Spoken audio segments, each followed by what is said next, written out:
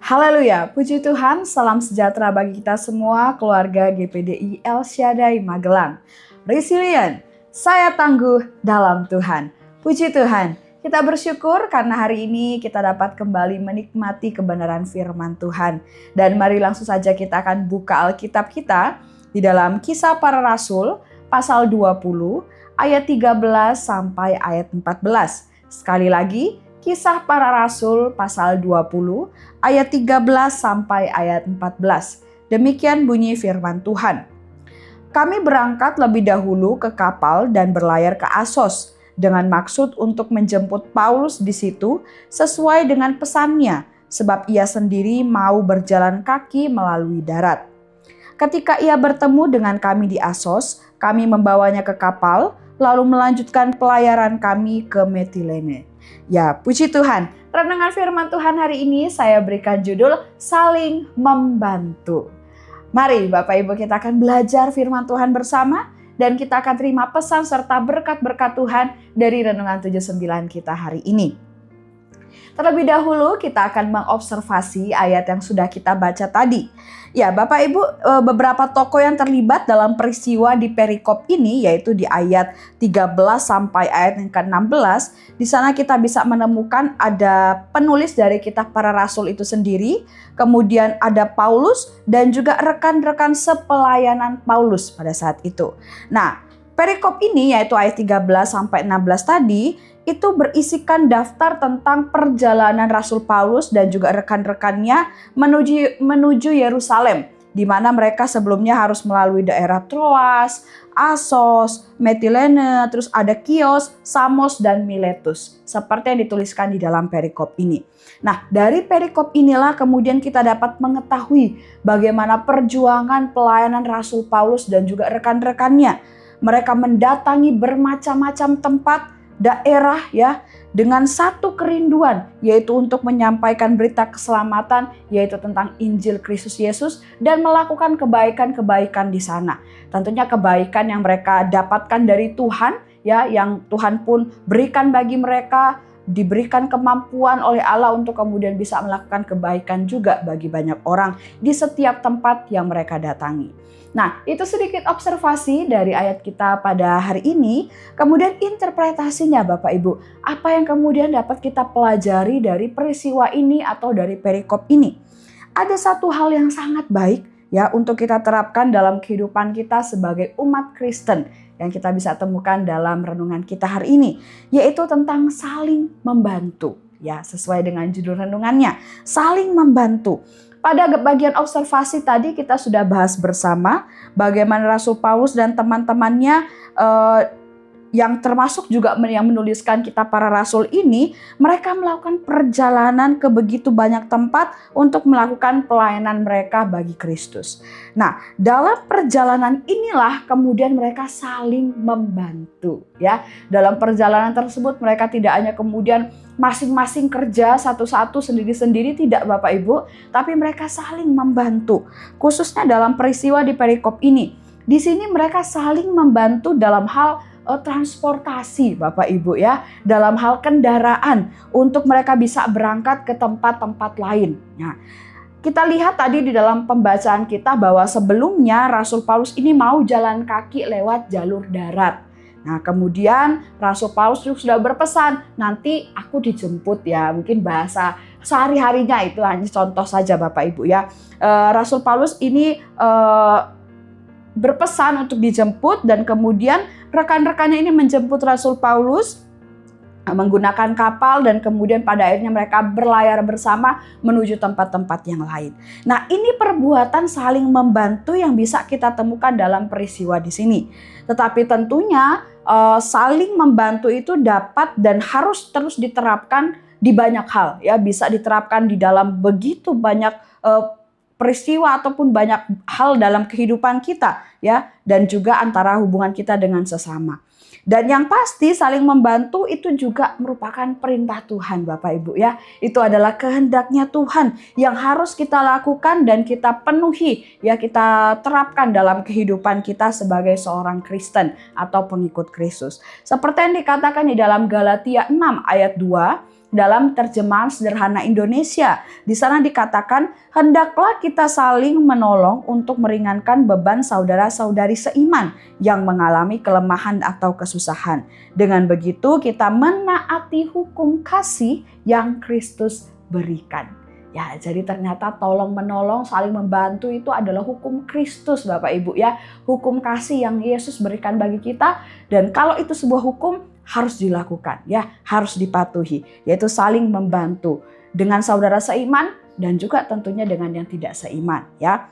Namun tentunya Bapak Ibu di sini kita belajar membantu ini harus dilakukan juga dengan cara yang tepat, dengan sesuai prinsip-prinsip kebenaran firman Tuhan ya, supaya bantuan yang kita lakukan itu berkenan di hadapan Tuhan ya. Jadi tidak asal-asalan ya, tidak sembarangan, tapi kita lakukan sesuai dengan kebenaran firman Tuhan.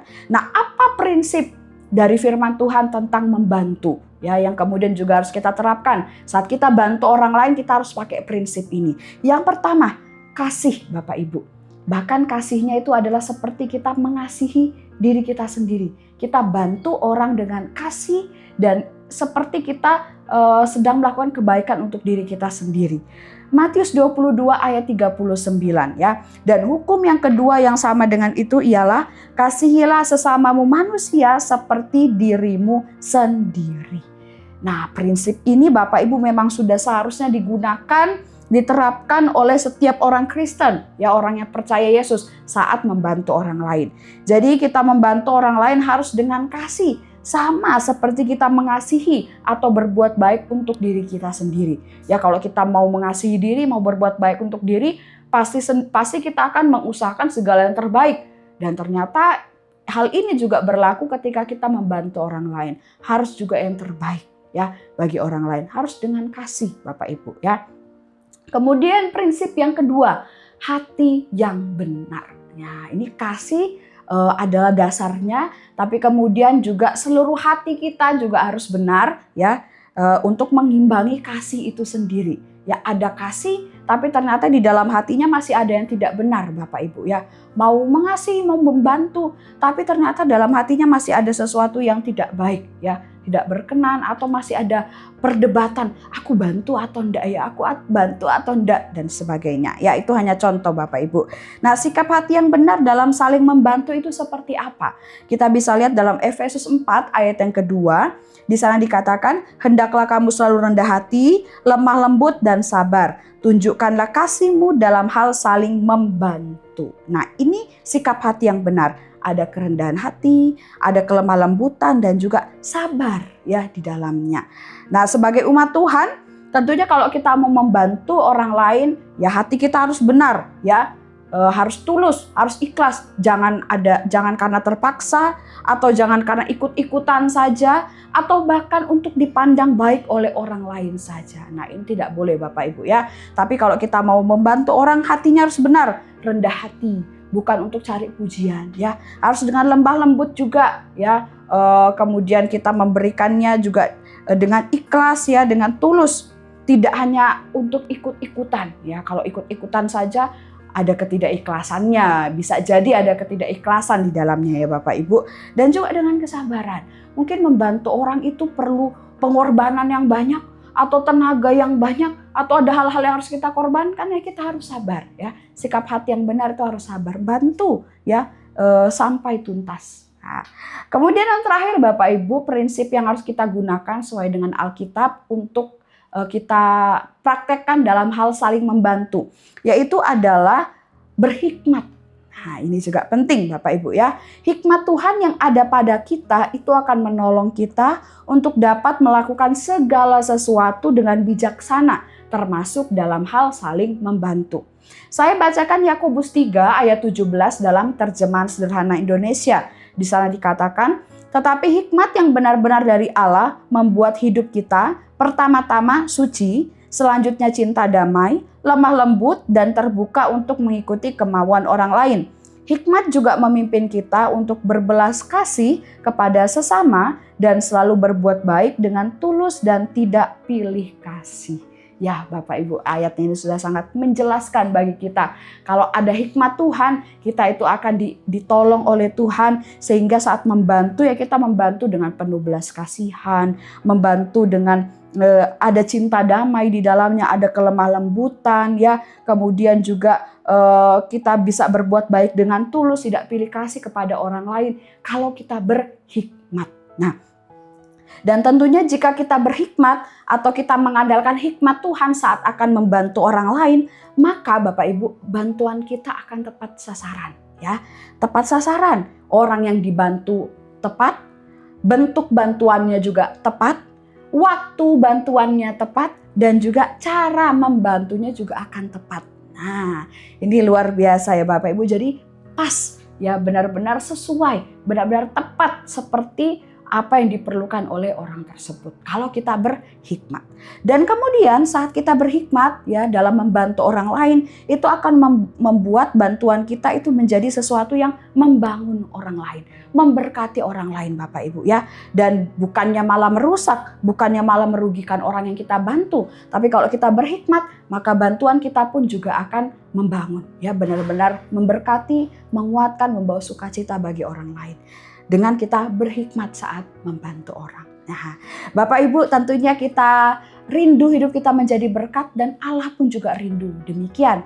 Jadi mari Bapak Ibu kita aplikasikan firman Tuhan ini, yaitu kita terapkan firman Tuhan ini dalam kehidupan kita, yaitu saling membantulah Bapak Ibu ya, dengan apa yang terbaik yang kita bisa lakukan untuk mereka, tentunya juga dengan pimpinan Roh Kudus yang akan membantu kita juga untuk bisa membantu orang lain.